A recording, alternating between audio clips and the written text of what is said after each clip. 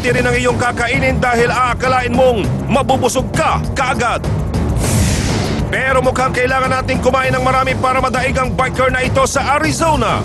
Isa lang ang paa niya at putol ang braso niya pero ang binibisikleta niya, milya-milya. Oras nang rondahin natin ang mga balita. Metro Aksyon, ngayon na!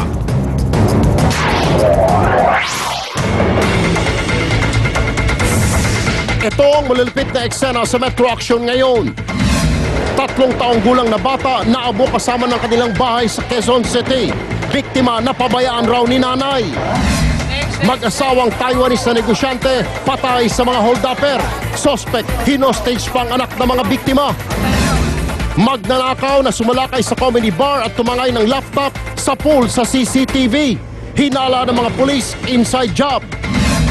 At ingat sa kagat ng aso. Halos 70 tao na patay sa rabies sa unang 3 buwan pa lang ng taong ito. Iwas rabies tips, alamin. Isang 3 taong gulang na bata ang naabo kasama ng kanilang bahay matapos mapabayaan daw ng kanyang ina. Ang sanhi ng sunog sa Quezon City ay naiwan ng kandila. May report si Maricel Halili.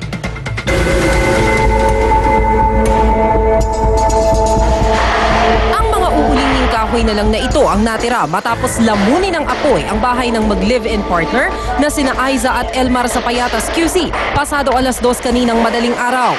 Ang masaklap, walang kasama ang mga anak nilang sina John Mark, 3 taong gulang, at si Eliza, 1 taon, nang masunog ang bahay. May iniwan pong mainit na tubig. Tapos iniwanan, sinundo yung asawa doon sa medyo natagalan doon sa patay.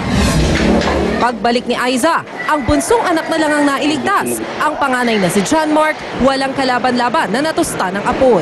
Nung kukunin na niya ang bata, bumagsak na masok na yung apoy sa mukha niya.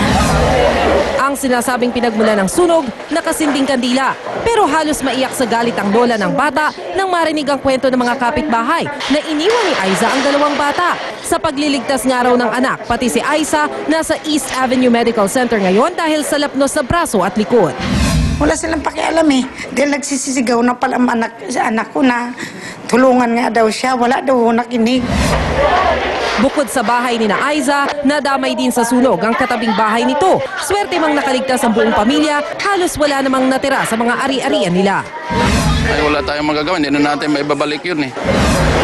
Nasa East Avenue Medical Center pa rin na mag-inang Aiza at Eliza, habang nasa Tahuna Funeral Homes naman ang labi ni John Mark. Maricel Halili, News 5.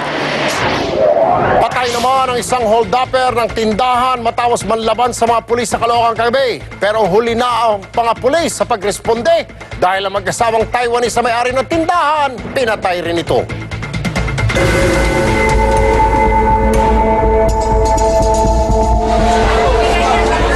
Duguan na ng abutan ng mga pulis sa mag-asawang Taiwanese na ito sa kanilang tindahan sa Canlaon Street sa Bagong Silang, Caloocan. Ito'y matapos atakihin ng mga kawatan ang mga biktimang kinilalang sina Andrew Lim at Xian Sui.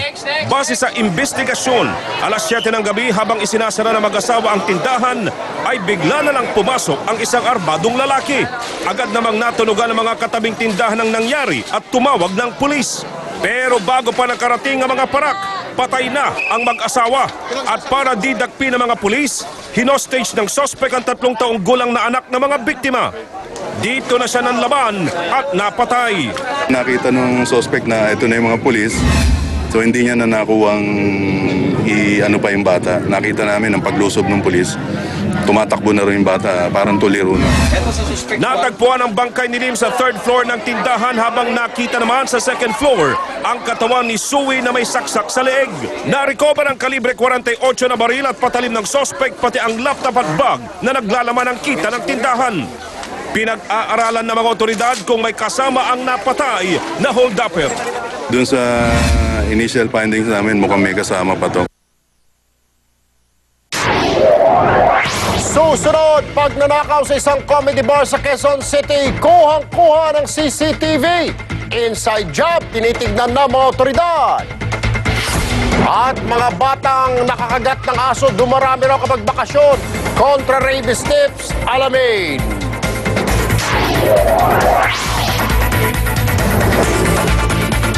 Sabi nila, to prevent dandruff from coming back,